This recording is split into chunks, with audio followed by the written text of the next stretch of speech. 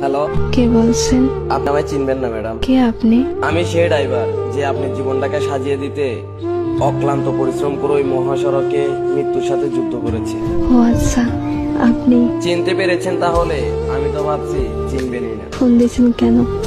আমি ফোন রাখলাম। কয়েকটা কথা বলার জন্য ফোন দিয়েছি, একটু দাঁড়ান। আমি অপরিচিত কারোর সাথে কথা বলি না। সত্যি কথা বলতে কলিজার সাথে মিশে থাকা মানুষগুলোই না খুব তাড়াতাড়ি অপরিচিত হয়ে যায়।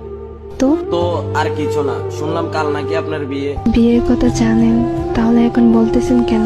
আসলে আমার কিছু ভাই বন্ধু আমাকে বলেছে তো, তাদের কথাটা বিশ্বাস করতে পারিনি, তাই আপনার কাছ থেকে শোনার জন্য একটিবার ফোন দিয়েছি। ঠিকই শুনছেন, কাল আমার বিয়ে।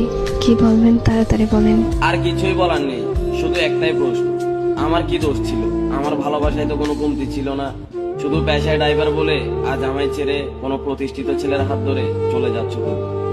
তোমার কি ওই কথাটা মনে আছে?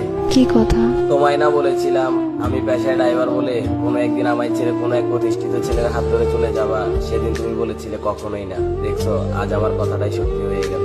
আরো বলেছিলাম যেদিন তুমি আমায় ছেড়ে চলে যাবা সেদিন ইচ্ছে করে পায়ের ব্রেকটা মিস করে এই দুনিয়াটা ছেড়ে দেবো।